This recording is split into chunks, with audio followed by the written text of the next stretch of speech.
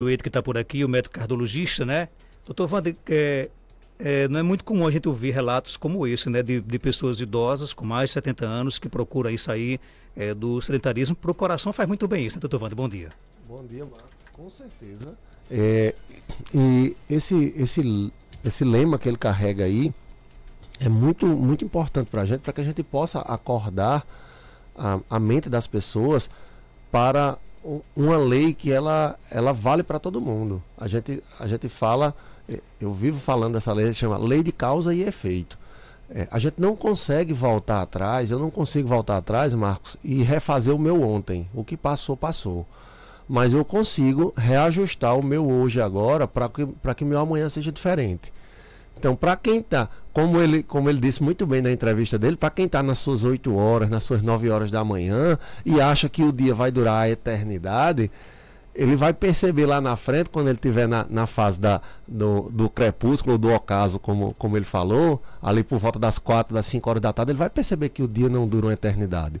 O que acontece? O jovem de 20, de 30 anos, ele acha que ele pode beber, ele acha que ele pode fumar, ele acha que ele pode usar droga, perder noite de sono, não se alimentar, não se hidratar, não fazer absolutamente nada com a vida, porque ele tem a sensação de que a máquina dele, que é o corpo dele, vai durar a vida toda. E só quando se passa do meio-dia e entra na parte da tarde é que você começa a perceber que a sua máquina não vai durar o dia todo. Quando você chega ali na casa dos 40, a gente brinca muito, né? Nos Zenta. Quando você entra nos Zenta, nos 40, nos 50, nos 60, você começa a perceber que sua máquina, ela não é aquela que você tinha quando tinha 20 anos. E você já recebe o primeiro chamado, a primeira atenção. Felizes são aqueles que acordam para isso, para manter uma vida saudável, aos 20, aos 30, logo no comecinho da manhã. Quando não é possível, aqueles que acordam ali pelo meio do caminho, meio-dia, 1 hora, eles ainda têm tempo para você recorrigir sua rota. Quando o corpo começa a dar esses sinais, eu começo a sentir que já tem uma dorzinha nas costas, eu já estou cansando um pouquinho para fazer uma atividade que é cotidiana, canso para ir para a feira, para carregar minhas sacolinhas de feira voltando para casa. Então isso são alertas que o corpo está dando de que a sua máquina precisa de cuidados. Ora, eu desafio alguém que tenha de 40 anos para frente e que esteja pior do que um carro de 40 anos. Não tem como. A gente às vezes reclama, eu envelhecer é muito ruim, eu já tenho 50 anos. Eu digo, me diga qual é o eletrodoméstico que você tem na sua casa que dura 50 anos. Nossa máquina é muito bem feita. Deus nos construiu de uma forma que a gente não consegue reproduzir isso com as coisas que a gente produz como ser humano. Não tem relógio que dure 50 anos, não tem televisão que dure 50 anos, não tem geladeira. Você encontra um ou outro rádio, né, aqueles radinhos antigos que duram, mas não com a mesma qualidade. Então o nosso corpo ele é uma máquina muito bem feita. Agora ela precisa de cuidados. Então quanto antes a gente conseguir cuidar, mais a gente consegue construir um futuro melhor. A gente planta hoje e a gente colhe amanhã. Tem uma frase que eu acho interessantíssima, que é: a melhor hora para plantar, eu não me lembro qual é a planta, era uma planta frutífera que leva aí seus 20 anos para dar seus frutos. Ele diz, olha, a melhor época de plantar uma planta frutífera foi há 20 anos atrás. A segunda melhor época é agora. Porque se você não fez o que você tinha que fazer há 20 anos e agora está ali olhando e diante de uma situação que já lhe coloca em certa dificuldade, agora você ainda pode construir alguma coisa diferente. E aí a gente construindo um hoje diferente, mudando a nossa mentalidade, mudando a nossa cabeça, dizendo assim, eu quero ter mais saúde na minha vida, os anos que vão vir, é onde você vai colher os seus frutos. Ele é fantástico, virei fã dele mesmo pelo exemplo que ele traz. Pegando o gancho aí, por exemplo, muitas pessoas dizem, eu estou com 50 anos, estou com 60 anos, não tem mais para quê, eu não consigo mais me exercitar. O Sidney começou a pedalar aos 70 anos de idade, né? Coração, por exemplo, tem limite para você começar a se exercitar, não? Absolutamente nenhum. Desde que você esteja sem sintomas, você não tenha nenhum diagnóstico prévio. Na verdade, até mesmo para aqueles que já têm diagnóstico prévio de doença cardíaca, é possível e é recomendável que você faça exercícios. É preciso apenas que você tenha um cuidado adicional. Mas não há na nossa cabeça aqui um limite restritivo de idade. Se você passou dos 60 anos, você não pode mais começar a fazer, não pode nem sequer começar a fazer exercício físico. Isso não existe. O que acontece é que você precisa de um cuidado maior para uma pessoa que vai começar seus exercícios numa idade mais avançada. É diferente de alguém que tem 16 anos de idade, 17, 18, 20 anos de idade e decide, não, eu vou para a academia. Vai fazer o quê? Não, vou só fazer atividade de lazer mesmo. É só academia para hipertrofia e vou manter minha saúde. Via de regra, essa pessoa que vai fazer por atividade de lazer, não vai competir, não vai ter nada a respeito, ela muitas vezes começa e não tem problema não. Ela começa sem fazer nenhum tipo de avaliação, não vai nem para o médico clínico, nem cardiologista, nem passa perto disso, e não tem problema, porque, de um modo geral, a imensa maioria das pessoas aos 17, aos 20 anos são saudáveis. Também a gente não precisa ficar nessa neura de dizer que absolutamente todo mundo vai fazer. É diferente daquele menino que vai para a peneira do futebol, né? Vou para a peneira do Botafogo, eu sou botafoguense, né? Tá em primeiro lugar, né? Tá feliz, inclusive. Tá feliz, por enquanto, né? Por enquanto. Mas outro você gera uma sapecada no Pearote, 5-0 ontem, né? Aí a gente vai lá, o menino vai fazer a peneirinha do futebol, ele vai é a chance que ele tem da vida dele, então ele vai fazer um esforço acima do normal. Aí para esse tudo bem, mesmo sendo jovem, normalmente os próprios clubes de futebol, eles mesmos cuidam disso, de pedir, de fazer exames para que o adolescente ali, ele tenha a sua saúde garantida quando ele vai fazer esses treinos. Para a maioria dos jovens, entretanto, você vai fazer uma atividade de lazer, não tem problema. Já para um senhor de 60 anos de idade, você imagine que a sua máquina já tem 60 anos. É um carro de 60 anos, é uma televisão, uma geladeira de 60 anos. Então, a gente não vai simplesmente pegar ela e botar ela para pegar um carro. Pega um carro aí, alguém que tenha 50 anos de idade hoje, nasceu em 1974. Você pega um carro 1974 e diga que eu vou tirar ele daqui para São Paulo agora em 100 km por hora. Sem fazer uma revisão, você vai fazer isso? Você tem certeza que você vai fazer isso? Então, a gente mantendo os cuidados certos, não tem problema nenhum do carro sair daqui para São Paulo e fazer isso, desde que a gente tenha um cuidado mínimo. Não, o carro já está rodado, a gente já tem um tempo de estrada, então eu vou ter meu cuidado aqui e a gente avança. Mas não existe limite para dizer assim, para você sair do sofá, como ele disse. Eu achei fantástico aquela história do casal, que o senhor tinha 85 anos de idade e era extremamente ativo, cozinhava, fazia as coisas e a esposa vivia de frente ao sofá e agora precisa de um cuidador. Isso é o reflexo do que foi plantado 20 anos, 30 anos atrás. Você envelhece colhendo aquilo que você plantou décadas atrás. O nosso amigo Rui Evandro pediu para te lembrar que a planta é a tâmara, varia de 20 a 100 anos para começar a produzir. Eu sabia de uma história que chamava, que dizia assim, quem planta tâmaras não as colhe, porque ela pode levar até 90 anos para dar. Eu não sabia que como tinha menos tempo, que ela encaixava dentro dessa história. É muito interessante e agradeço. Você vai plantar para as futuras gerações. Né? Nesse outro provérbio, nesse outro ditado que eu ouvia, era uma sensação de dizer assim, eu faço pelo outro porque alguém já fez por mim, sabe? Quem planta tâmaras não as colhe. Porque nesse provérbio, a tâmara levava de 90 a 100 anos para dar frutos. Então, se você hoje come uma tâmara, é porque alguém plantou lá atrás.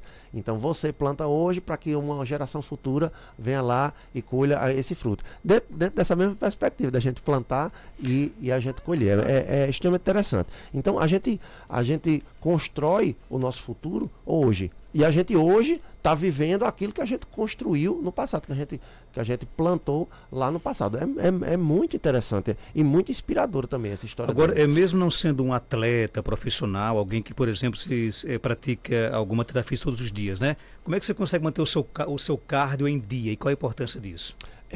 A importância disso é porque o nível adequado de exercícios físicos, de atividade física, já é comprovado cientificamente assim, é um exagero dizer isso em infinidade, porque não é um número infinito, existe um número para isso, a gente não sabe, a gente não faz a menor ideia. A quantidade de estudos que existe é numerosa demais para que a gente possa contar.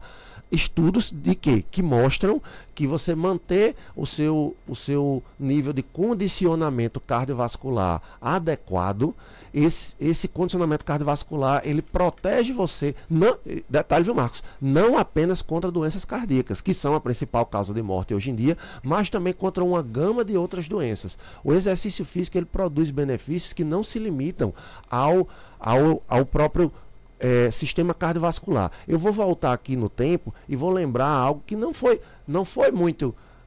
foi marcante para a vida de todo mundo, mas não foi há muito tempo atrás. Já tem 4 anos, às vezes a gente esquece disso. Na pandemia, em 2020, se vocês bem se lembrem, nossos ouvintes também, existia uma palavra que espalhou-se aí, que virou moda. Para a gente na medicina, ela é bem frequente, mas para a população leiga talvez não fosse. E as pessoas falavam direto dessa palavra. Vamos lá ver se vocês lembram. Comorbidade. Vocês lembram disso? Que tinha alguém com comorbidade, ela era uma pessoa mais grave, ela podia ter uma forma grave de Covid, porque as pessoas que tinham comorbidade, elas iam para a UTI, elas eram entubadas, e as pessoas com comorbidade, geralmente, elas não sobreviviam. Quando a gente olhava o contexto geral dessa história, a maioria dessas pessoas que tinham comorbidade, elas tinham um baixo condicionamento cardiovascular. Obesos sofreram muito nessa época do Covid e tiveram logo no início um desfecho desfavorável. Depois a coisa meio que se equilibrou, mas hipertensos, renais crônicos, eram pessoas que a gente chamava de comorbidades, porque eram doenças. Comorbidade é uma doença que vem ao lado de outra doença. Então eu estou com a Covid e tem uma outra doença associada. Essas outras doenças, elas vão limitando, elas vão tirando o poder da sua máquina, que é o seu corpo, de resistir àquele problema que a gente se deparou ali, que no caso foi a Covid. Então, a gente via como as pessoas que tinham um bom condicionamento, no geral, elas tinham um melhor desempenho, uma melhor evolução durante a Covid. É lógico que isso tem suas exceções, mas a regra era essa. A maioria das pessoas que eram bem condicionadas, elas sobreviviam melhor do que as que eram mal condicionadas. Você pegou assim alguém que era sedentário, que fumava, que não queria saber de nada, vivia uma vida totalmente desregrada e sobreviveu, você vai pegar, vai ter um exemplo aí. Você vai pegar um exemplo de alguém que era atleta, saudável e tudo mais, teve Covid e morreu. Sim, porque também tudo não se resume a isso. Mas quando você coloca na estatística geral, as pessoas que tinham condicionamento, as pessoas que eram mais ativas, elas sobreviveram mais. Aquelas que tiveram a Covid sobreviveram mais à Covid. Então, isso é um exemplo de que o exercício físico, ele não se limita apenas ao benefício para o coração e para a circulação. Ele serve para a memória, além de servir aí de resistir a outras doenças infecciosas como Covid, também pode ter uma pneumonia, uma infecção urinária. Além disso, ele serve, o exercício físico, para colocar você em um estado de atenção e de vigília melhor, que pode lhe ajudar a prevenir, inclusive, doenças neurológicas. Ele pode lhe ajudar a prevenir doenças ósseas e doenças musculares. Isso aí é óbvio demais, né? Você movimentar o seu corpo, você vai prevenir doenças ósseas e musculares, evitar osteoporose, evitar sarcopenia, que é terrível nos pacientes idosos, que vai fazendo aquilo que o nosso amigo Sidney falou de decrepitismo, né? Você vai realmente decaindo. Aquele idosinho que é já magro, os ossos já não se sustentam direito, daqui a pouco está numa cadeira de rodas. Então você consegue prevenir isso fazendo os exercícios. É impressionante a quantidade de benefícios que você consegue obter ao fazer. Como fazer isso? De 30 a 50 minutos de atividade moderada. O que é uma atividade moderada? É aquela que lhe deixa cansado. Eu digo sempre, é aquela que você termina dando graças a Deus que terminou. Tem que cansar. Tem que cansar. Não pode caminhar desfilando. Não pode caminhar desfilando, não pode caminhar batendo papo. Isso aí até faz bem. É melhor isso do que estar sentado diante do sofá com o controle remoto na mão, alternando entre Netflix e YouTube e os canais de televisão aí aberta. Então, é melhor você, se for para fazer aquela caminhada conversando, a caminhada do desfile, ainda é melhor fazer isso do que estar sentado ou deitado numa rede. Mas se você disser como é que eu obtenho um bom mesmo condicionamento cardíaco, é fazer um exercício que eu termine cansado ao final desse exercício. E o que é que a gente vai notar? Que com o passar do tempo, com a consistência do exercício, quanto mais tempo eu passo fazendo isso, mais vai demorar para eu cansar.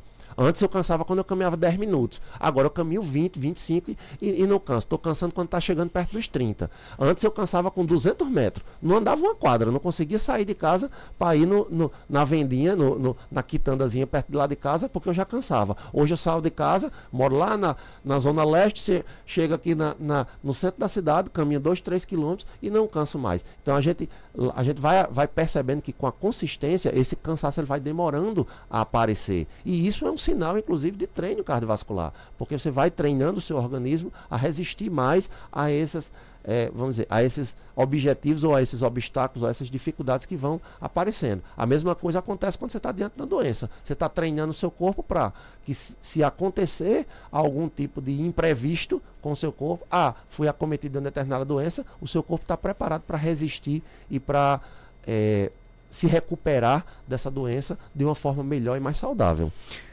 Na escuta aqui, eu meio a entrevista com o Sidney, que veio de São Paulo. Isso é muito inspirador para nós, principalmente eu que tenho limitações do coração. Aproveito que Ivan está aí e dizer a ele que vou recomeçar com tudo na minha bike. Um abraço para ele, de Josi, de Serra Negra do Norte. Meu amigo, um abraço. Esteve com a gente essa semana aí. A gente dá todo o apoio a ela para que a gente faça isso. Tem que ter um cuidado. Pronto, ela é uma paciente que queria fazer uma bike. Eu segurei demais o exercício dela enquanto a gente sentiu que não havia uma segurança devido a um problema cardíaco. Então, ela veio, a gente avaliou, ela dizia, mas doutor, deixa eu fazer minha bike. Eu digo, não está na hora, Jô, tenha calma. Agora está na hora já? Aí agora a gente está começando a sentir que as coisas estão no caminho certo, e aí a gente começa a liberar, porque o exercício, ele é, ela é um bom exemplo dessa história que você tinha falado, Marcos, porque mesmo o paciente que tem uma doença cardiovascular, ele pode e deve, quando está compensado, ele pode e deve fazer exercícios físicos. No que não pode? Você está com piora da saúde cardiovascular, sintomático, ou então com exames cardíacos mostrando piora em todos os seus aspectos, e aí você libera e cobra do paciente que faça exercícios à força. Mas quando você percebe que o paciente tem uma certa estabilidade, que ele está sem sintomas, que ele vem bem, que ele responde bem ao tratamento medicamentoso, é praticamente um dever do médico estimular os pacientes a fazer exercício. Então, um abraço para a Josi, um abraço para o Naldo, esposo dela, e bora lá, bora começar devagarzinho, né? Começar aos pouquinhos, mas vamos começar que exercício faz bem. Pegando esse gancho aqui da Josi, antes de começar qualquer atividade, é bom realmente procurar o coração, né? Isso, especialmente para quem tem, né, doença cardiovascular. Quem já tem doença conhecida e está sedentário há bastante tempo, vai voltar a fazer seu exercício. É interessante e é uma questão de segurança mesmo cardíaca, você fazer uma revisão e uma avaliação cardiológica. Ouvindo pergunta, por que tem tanta gente jovem morrendo de infarto? Pois é, eu queria demais saber disso. Alguns dizem que foi o Covid que transformou, alguns atribuem à vacina, outros ao estresse do momento que a gente viveu, desses anos que a gente viveu, ou talvez seja um conjunto geral da obra que esteja produzindo isso. A gente pode estar tendo mais capacidade diagnóstica, mas eu acho que não, eu acho que realmente a minha percepção geral é que está tendo mais pacientes mesmo com esses diagnósticos de infarto. E o que é curioso é o seguinte, Marcos, é que a gente não está tendo a forma convencional que a gente tinha de infarto agudo do miocárdio, não da forma que eu aprendi, por exemplo, na faculdade, na residência médica, que aí já se vão 10 de residência, 20 de faculdade. Então, nessa época a gente entendia que a doença arterial coronariana ela só se manifestava de uma forma, que era com obstrução por meio de placas de gordura, que aí a gente chama no popular as veias entupidas. Nem são veias, na verdade são artérias, mas a gente dizia fulano tem veias entupidas, e aí essas veias entupidas é que causam angina, que é a dor, é que causam isquemia, que é o sofrimento, e é o que causa um infarto, que é a morte de uma parte do coração. Então esses são os termos. Angina é dor no peito, sinal de que tem alguma coisa errada. Dor no peito, na verdade, de origem cardíaca, sinal de que tem alguma coisa errada com o coração. Isquemia é sofrimento do coração. Isso pode acontecer com dor, que aí no caso é angina, ou pode acontecer sem dor, a gente chama de isquemia silenciosa. E infarto é morte de células. E a gente achava que tudo isso era causado sempre por artérias entupidas. No popular, as veias entupidas, por doença coronariana obstrutiva. E o que esses últimos 5 anos têm nos mostrado aí, especialmente da pandemia para cá, é que está tendo um número grande de casos casos de infarto sem obstrução das artérias coronárias, a gente documenta, comprova, mas isso não é só aqui, é no mundo inteiro. Infarto sem obstrução de artérias coronárias, angina, que é a dor no peito, sem obstrução das artérias coronárias, e isquemia, que é o sofrimento cardíaco, sem obstrução das artérias coronárias. Então, a gente está mudando o nosso olhar como cardiologistas sobre essa doença, vendo que esse percentual de obstrução de placas de gordura é menor. Existem outros tipos de doença de acometimento do coração que podem causar essas mesmas coisas. E talvez isso é que responda pelo número maior de infartos que a gente tem visto aí em jovens. Mas esses eventos, eles avisam antes? Um mês antes, por exemplo? Às vezes sim, às vezes não. Infelizmente, às vezes a primeira manifestação de uma doença cardiovascular do paciente já é uma parada cardíaca. É a coisa mais grave que alguém pode ter no coração. Uma parada cardíaca, uma morte súbita, que a gente chama como primeira manifestação. Não sentia nada e começa a sentir. Mas aí essa sua pergunta é boa, Geraldinho, porque ela serve de um alerta para uma situação interessante. Às vezes o coração, às vezes não é. Às vezes a primeira manifestação já é o coração parando. Mas isso não é a maioria dos casos. Na maioria dos casos, você tem os avisos antes. E sabe o que acontece? Existe uma lenda aí circulando. Não é pela cidade, eu acho que é pelo mundo.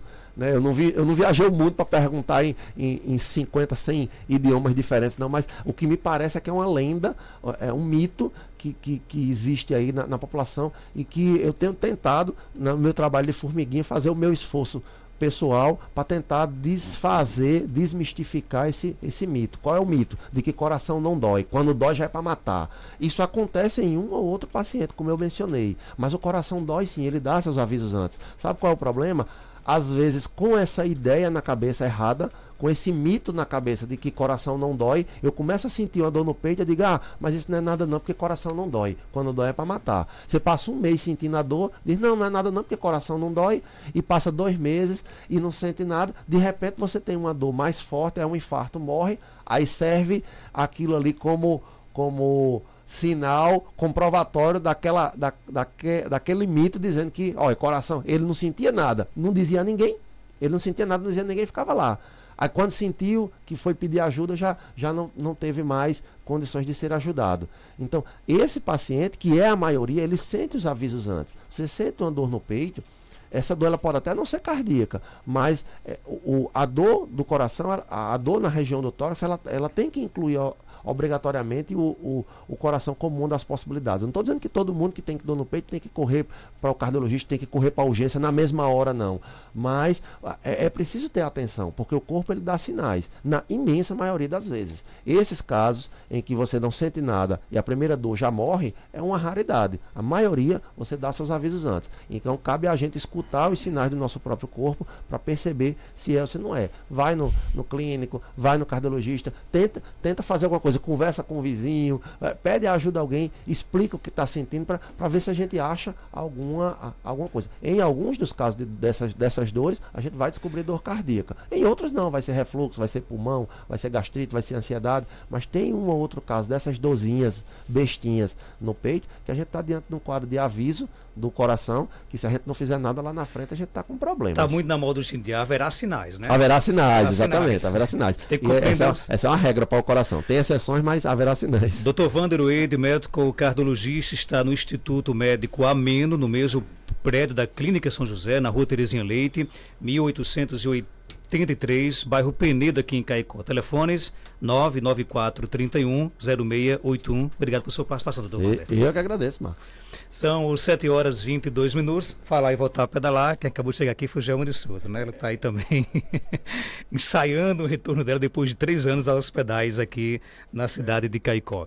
Eu volto já após nosso intervalo comercial com mais informações aqui no nosso Panorama 95, nesta manhã de quinta-feira. Marcos Danda.